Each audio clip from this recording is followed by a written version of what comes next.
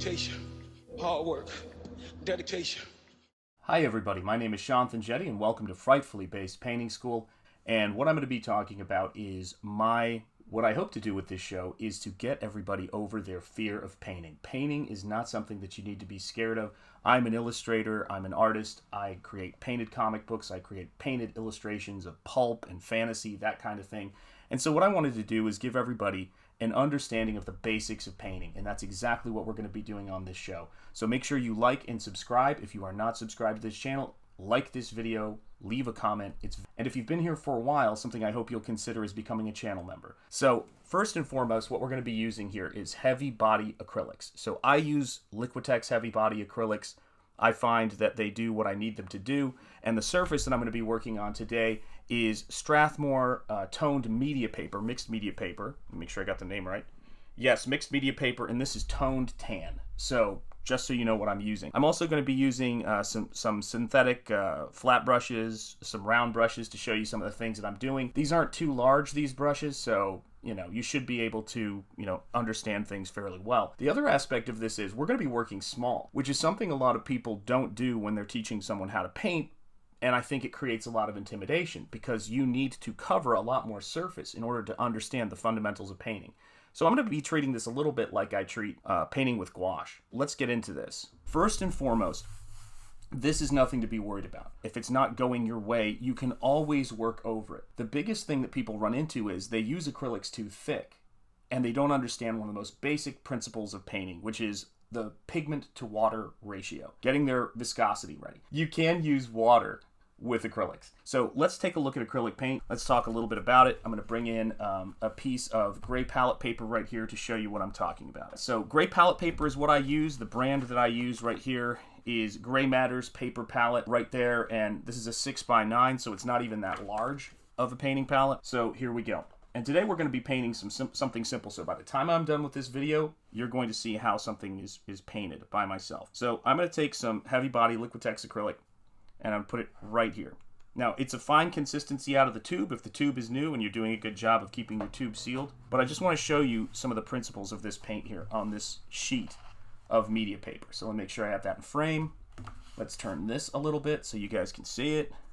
And let's see how it goes. So, what I usually do is, and I've got a cup of water off to the side over here. It's important to know that it exists, but it's a cup of water. It's not a bucket of water. It's not a thimble of water. It's just about 1 cup of water. And get a cup with a good base on it so that you don't end up knocking it over. I have a pretty heavy cup over here just to make sure I don't knock it over.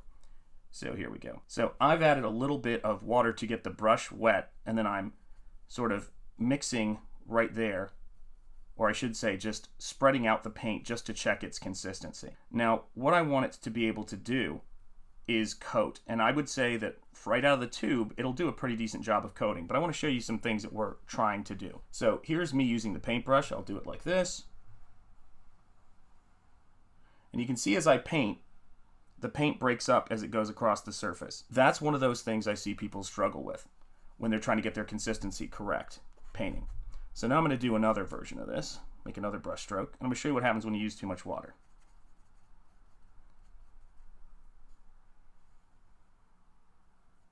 It coats very evenly, but it's pretty thin. It's almost like a watercolor.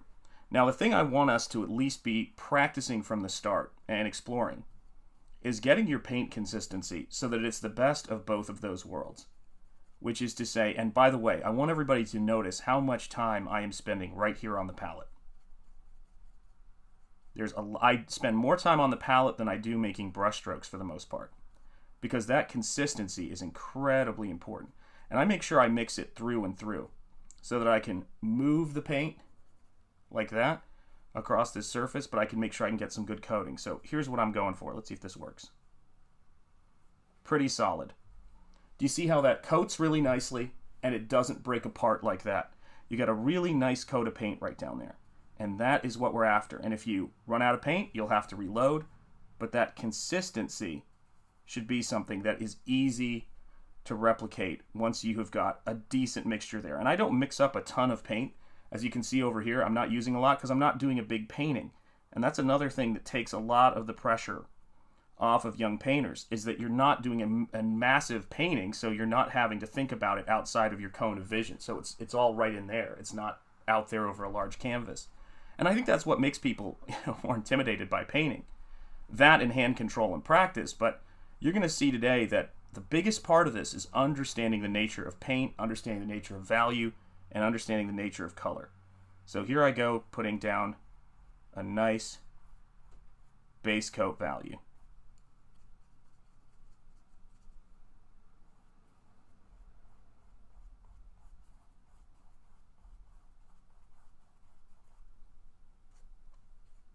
And you always want to start with a ground, certainly when you're starting. And so laying down that ground is really important, and having it not be too thick, but making sure it's coated. It's a lot like painting a wall. I mean, if you put too much paint on a wall, it doesn't dry evenly, it doesn't work out so well. And by the way, notice how much time I'm spending doing this. I'm not going over and over and over and over and over again, demolishing it, like Lady Macbeth, out damn spot. That's not what it's about. If you mix it correctly here, you should be fine when you get over here, and then letting it dry. That's a major factor of this. Letting the paint dry. Giving it the time it needs in order for it to dry. And this is where we're going to get into one of the things that makes acrylic so enjoyable to work with, and why I recommend it as a really good starting point. I'd also say that gouache is great. I might do some demos in the future with that, which is what I used to teach with. But since I'm using mostly acrylics now for the type of stuff I do, I think this might be the way to go. So we'll see where this goes, and we'll see how it does, and we'll see you guys' response to this, because that's another important aspect of this. Let's take a look at it like... it's more or less dry. Let's take a look at it from this standpoint. Now, this is just a piece of layout sketch paper, so you can see me sketching out a new comic book layout page, so don't worry too much about that. But now what I'm going to do is, I'm going to show you guys one of my most favorite things to teach people how to do, and it is how to paint a tree. And I got this this approach to painting a tree from Ivan Durrell, who was a Disney background painter and concept artist for Sleeping Beauty and a number of other movies. But he had this really great process for how he painted a tree. He even painted a step-by-step so that the other animators could follow it. This is a great way to introduce people to painting. And it's one of my favorite things to show people how to do, because people start to think, okay, well, maybe I could do that. Maybe I could paint a tree. So I'm going to show you how we do this. So first what I'm going to do is I'm going to get some white, and that right there is a titanium white. Then I'm going to get out some, let's see if I can get this here, manganese blue, and let me get a little bit more of that. I've got my orange still there, and then last but not least, I'm going to grab some black paint. So here's what you've got going on. You've got white and black paint, and then you've also got two complementary colors, orange and blue, two color opposites. That's important because you can do a successful painting with just 4 colors. And the black is a little bit off to the side here because I don't have a lot of room on my palette, but you get the idea. Okay, so first and foremost, what we're going to do is exactly what I was showing you earlier. I'm going to take the flat brush and I'm going to make a rectangle, because when you're painting, if you want to get better at painting, something very important is paint within a composition. Do not just paint things floating on the center of your watercolor sketchbook or your mixed media sketchbook. Give yourself a rectangle. The sweet science of illustration and composition happens inside of that rectangle. That's how we put these things together. So I'm going to take a little bit of white, a little bit of blue, and a little bit of black, because I want this color to be grayed down a little bit. And as I said before, watch how much time I'm going to spend mixing my paint versus how much time I'm going to spend applying it. Get a little bit more water. I dab it on a paper towel. I should also point out I have a Bounty paper towel folded flat over here that I can wipe my brush out on. And the reason why I do that is because it's super absorbent, as the ad says, but also because it removes water from my brush. So if I've got too much water in my brush, if I know I've got too much water in it, I just dab it on the paper towel. Paper towel is for removing water. Obviously, the water container is for adding it. And look at how much time I spend mixing it here, getting that viscosity correct, and how little I'm just grabbing water and grabbing water. You got to slow down and mix things through and through. Grab a little bit more water just to help with that viscosity right there. And I think we're going to be ready to make a rectangle. Again, look at the consistency I'm going for here. Let me see if I can get this in frame better. Look at the consistency of how it's almost like icing in a sense. It's just really nice. All right, so let's try this here. Look at how that goes down. Very similar to how I teach gouache, to be honest with you. It's very much the same thing.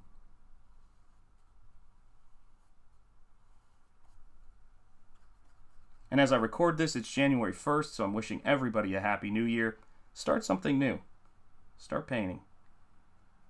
And the main thing I want everybody to do, if they have any interest in this at all, is stop being afraid of painting. That's not good. Don't need to be afraid of painting. I know a lot of people are. I know a lot of people who use digital media, not all, but some, are afraid of traditional media because they think it's this, thing that you can't do, just like a lot of traditional media artists were afraid of digital. And there's no sense in being worried about it. It's just pigment. It's a lot less complicated in some ways. It just requires practice. And while in the end, it could be argued that digital is easier, it's, in my experience, that's only true if you don't understand how traditional media works. In a lot of ways, traditional media is easier. For one thing, you can't zoom in forever. So it allows you to sort of work at a pace and a scale that you can understand. So here we go, putting in a kind of grayed out blue background. And the more you get used to it, the more you get comfortable with your paint consistency. And by the way, you can pause this video. So if you're having trouble with your consistency, this is a video. So you can pause it and work on your paint consistency and do a couple of rectangles and try to get that nice flat but coated rectangle down. And again, watch, I'm not going too much over what I've already painted. In fact, I try to avoid that because that's how you get that sort of lumpy, textured surface. And it's okay if it's a little textured. You got to do this with practice, but you want to try to lay it down as opaque as you can and as smoothly as you can. And that's something just to practice, frankly, in your spare time on a piece of paper, is practicing paint consistency. A lot of people don't want to do that. A lot of people just want to rush to that painting, and that is exactly why they get the results they get. As a friend of mine used to say, who used to teach me a little bit about boxing there, working the mitts, it's not practice that makes perfect, it's about perfect practice. So really take the time when you're doing this stuff. And usually I'll rotate the page, I'll be a little bit more over top of it, but because I'm doing this as a demo, it's not so much like that. So it's not so much of the way I typically paint. So here we go. So now what do? We've just put down some paint in acrylic. What do? We've got a nice rectangle here. We're going to let it dry for a few seconds. Because acrylic is great for that purpose. It really dries. The paper is trying to absorb the water. And I might even go over here to where I've got my paint. Move this over just a little bit. And just add a little bit of, wet brush into it, just to kind of keep that viscosity going, so this paint doesn't dry out too much. I'm going to remove this this square brush. I'm going to start using a round. I'm using a pretty small round brush here. This is a number 6 round brush, and let's see how this goes. And thank you for joining me. So, adjust my glasses here. So now I'm going to be painting a tree here, and I'm going to be painting the trunk of a tree. So I've got to get its silhouette in there. And this is one of those things that I think is canned advice that I think people should avoid, which is you can use black paint. Anders Zorn used black paint. A lot of artists use black paint. Black is a color. I think it is better to teach people how to use it and use it well than it is to teach people to be afraid of it, because it really is absurd to take that off the table. So here we go, mixing up the black paint. Gonna get a decent consistency here. And now that I've got this ground down, I'm not too worried about it. But let's put the black down here and get the trunk of the tree.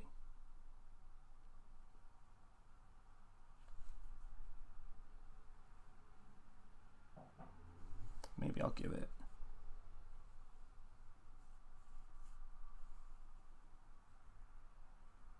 just a little character on that side.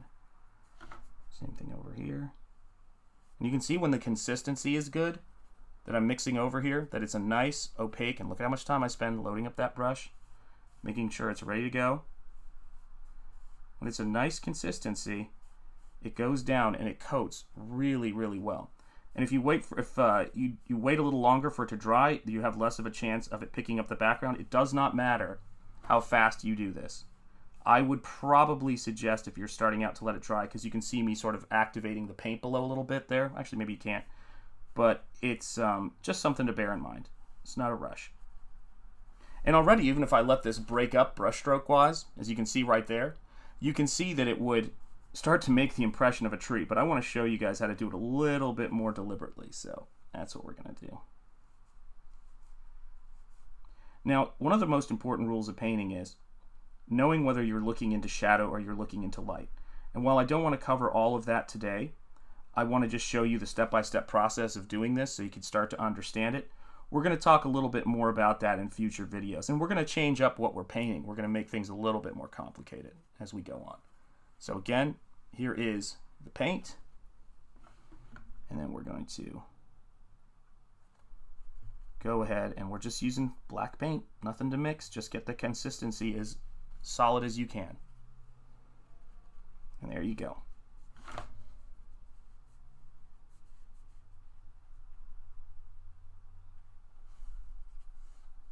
You could do this with gouache, acrylic, anything. Anything you want to. Now, I'm suggesting you use heavy body acrylic because it dries faster and because it's going to give you, you're going to have more control over it. You only have to use water, you know, and same thing goes with gouache. And so now I'm going to do this. Now I really need to let this dry a little bit. Really need to let this dry. Now, if I was working in a studio and I was trying to get this done a little bit quicker, I'd have a blow dryer near me and I would blow dry this thing, and that would make it a little bit faster of a process. But I'm going to let this consistency handle the drying aspect of it, and I'm going to let you guys get a look here at the palette so you can see what's happening there. Let it focus. And these are the colors I've mixed. Look at how simple this is. White, blue, orange, and black. And then I'm going to let you guys get a closer look at what's happening here. And you can see that you got a nice silhouette of a tree there. So already with just these two values and this rectangle, you've got a foreground and you've got a background. That's a huge part of what we're doing, is trying to establish a foreground and a background. If you can just do that, you can have a painting. And you can have a painting that's successful. And again, guys, there's nothing stressful about this. Remember to breathe.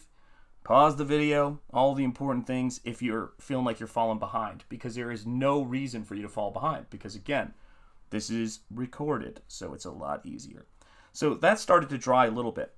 Now what I'm going to do is we're going to start putting some texture on this tree, and the texture is going to be a little bit stylized and it's going to be a little bit simplified, but the main thing here is just to give you a better understanding of what we're doing.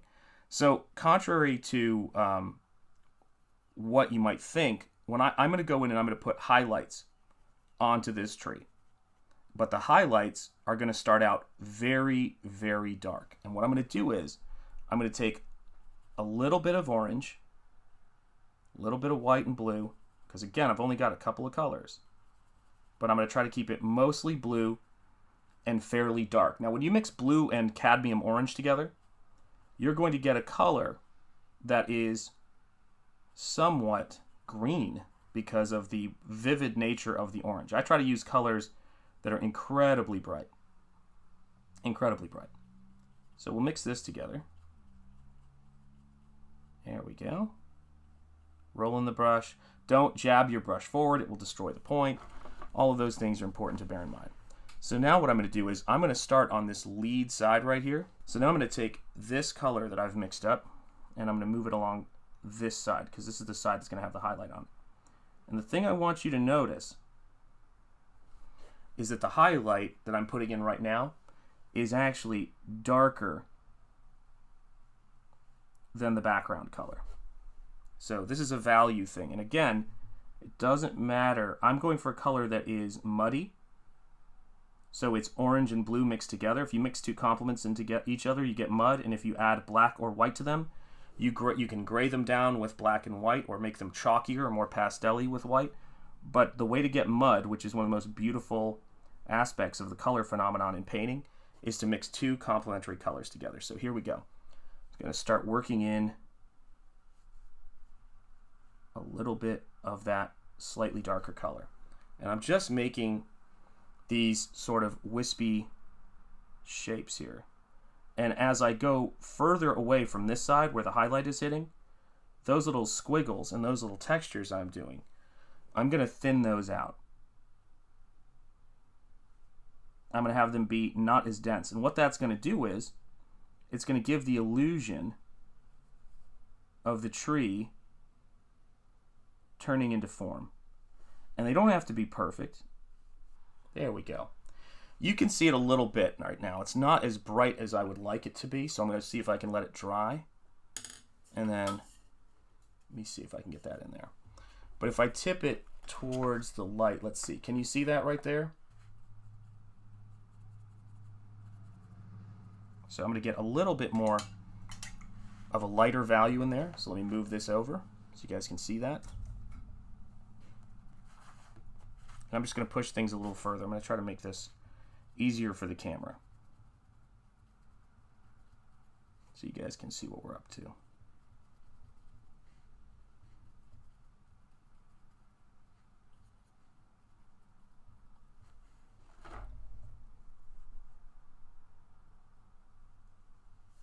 Let's see if that shows up any.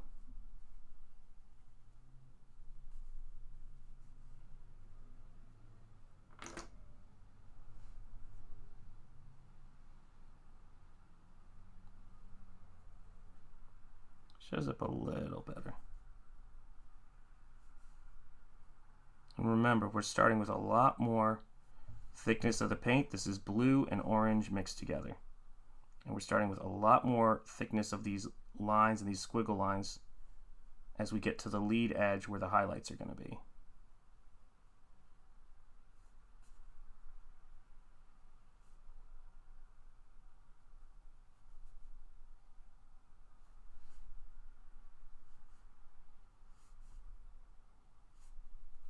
A couple more dabs of paint and let this thing dry.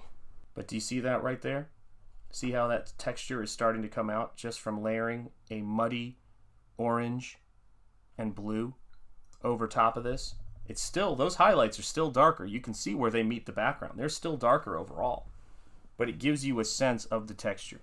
So now we're going to come right back here. The next thing I want to do is I'm going to put in a few more bolder highlights. Now to do that, what I'm going to do is I'm going to take a little bit more orange, a little bit more white, mix it into the blue, and again, it's going to look like a very muddy, look at this, this is gray right here. It's going to look like a very gray color. And for me, I mix those colors together to make a lighter value, but I'm still trying to keep it gray, because what a lot of people do is they use too many bright colors together. And you do want to use bright colors, but you don't want to use too many. And so I'm going to mix this up. And I'm going to add some highlights into it. And again, highlights not being super bright, but being contrasty enough to see. So let's see how this does.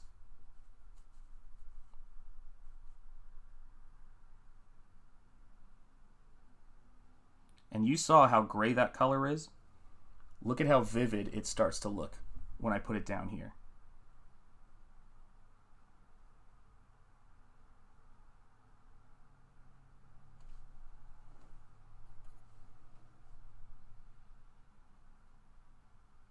And again, I'm not covering up that last value I did completely. I'm just grabbing highlights on it like I did over the entire form of the tree. I'm picking one side of it, and I'm just leaving enough of it.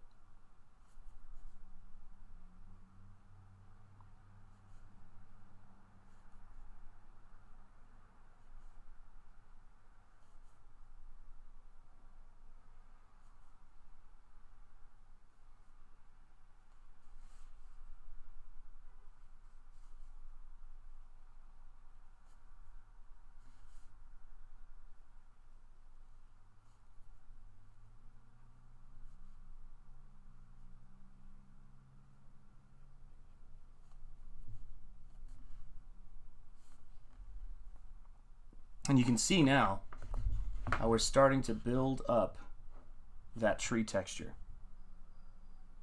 Now, again, all we're doing is keeping this side dark and keeping the highlights concentrated over to here. The lines can get thicker on this side, but they can't get thicker on the other side because we want that transition to happen. So the lines, almost like cross-hatching, are going to get thinner as you come across to this side, just thin lines. And you don't go all the way to the end, which a lot of people struggle with because they want to just complete it by going all the way to the other side. You don't want to do that, or your tree's not going to look very good. And right there, that's a little too dark for the side, so I'm going to go and put a few more highlights right up in there.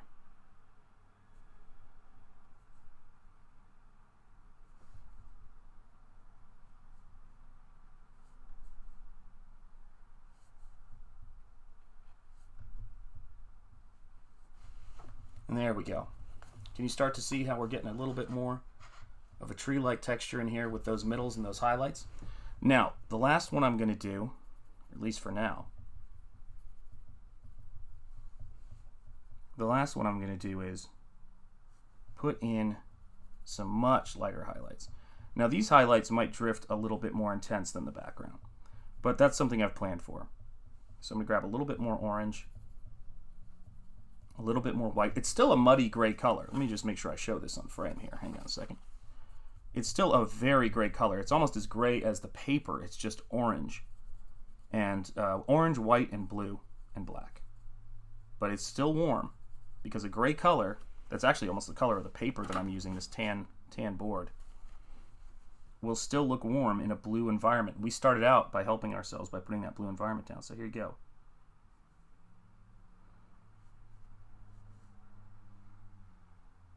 Now this is going to be whiter, or lighter, I should say, than the background.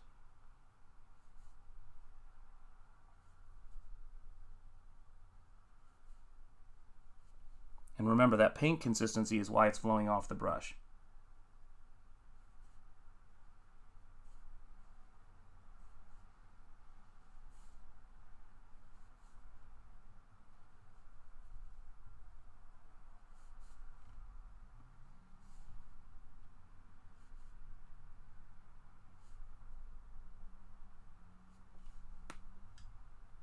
There we go.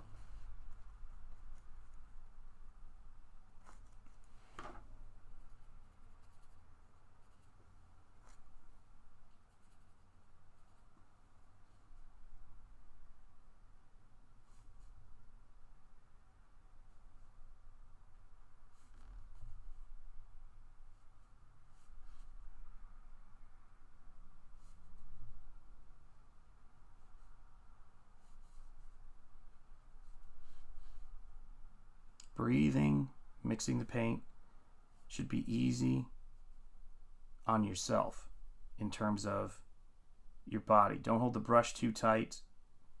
Shouldn't be white knuckling this. And just moving my hand is not moving very much, my wrist is. I'm just moving my arm for this. Easy peasy. Don't overdo it. If you want to add more, add it to the other side. This side right here. Don't add it to the side or towards where you're going, where it goes into darkness. Grab maybe a thin highlight there. And there you go. And what you'll start to see as you do this, and as you tip this, is a far more convincing tree texture in terms of how this thing is going together. And so that's what we're after ultimately.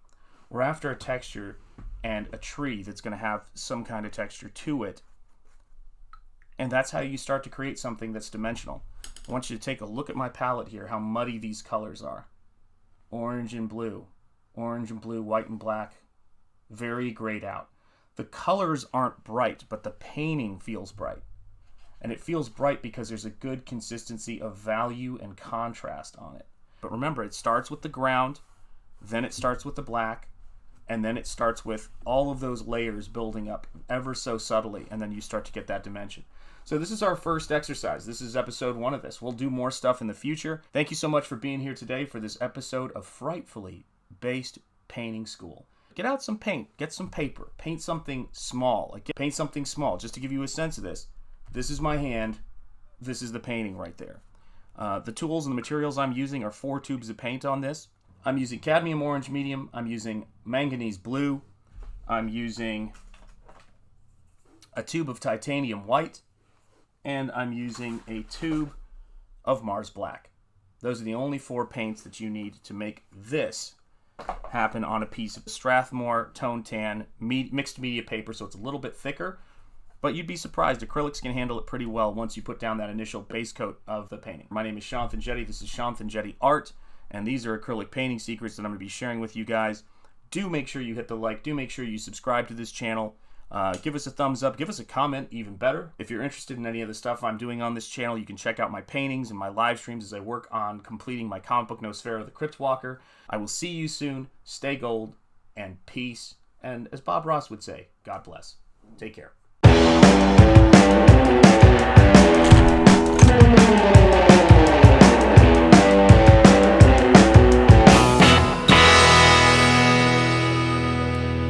Hard work, dedication, hard work, dedication.